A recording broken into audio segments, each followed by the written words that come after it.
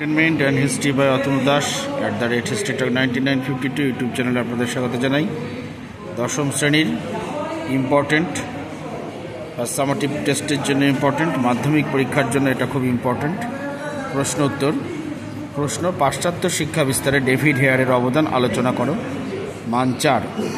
উত্তর নোট করে দিচ্ছি। ভূমিকা: ডেভিড হেয়ার ছিলেন স্কটল্যান্ডের এক ঘড়ি ব্যবসায়ী। তিনি এদেশে পাশ্চাত্য শিক্ষা বিস্তারের উদ্দেশ্যে তার জীবন উৎসর্গ করেন।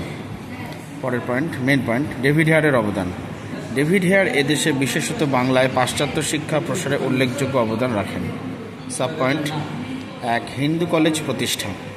ডেভিড হেয়ার 1817 খ্রিস্টাব্দের 20 জানুয়ারি সুপ্রিম কোর্টের প্রধান বিচারপতি এডওয়ার্ড হাইডিস্ট বৈদ্যনাথ মুখার্জির সাহায্যে কলকাতায় হিন্দু কলেজ প্রতিষ্ঠা করেন।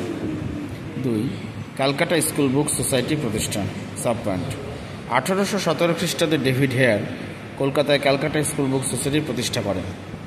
3, ক্যালকাটা স্কুল সোসাইটি প্রতিষ্ঠা। সাব পয়েন্ট: ডেভিড হেয়ারের উদ্যোগে 1818 খ্রিস্টাব্দে ক্যালকাটা স্কুল সোসাইটি প্রতিষ্ঠিত হয়। 4, অন্যান্য অবদান। সাব পয়েন্ট: ডেভিড হেয়ার নারী শিক্ষার প্রসারে সচেষ্ট ছিলেন। তিনি স্কুল এবং জ্ঞান চর্চামূলক প্রতিষ্ঠানে প্রচুর অর্থ সাহায্য করেন। লাস্ট পয়েন্ট, উপসংহার। মেন পয়েন্ট: আধুনিক শিক্ষার প্রসারে অসামান্য অবদানের জন্য ডেভিড হেয়ার চিরস্মরণীয় হয়ে থাকবেন। তার অবদানের প্রতি সম্মান জানিয়ে অনেক স্কুল এবং রাস্তার নামকরণ তার নামে করা হয়েছে, যেমন হেয়ার স্কুল, হেয়ার স্ট্রিট প্রভৃতি।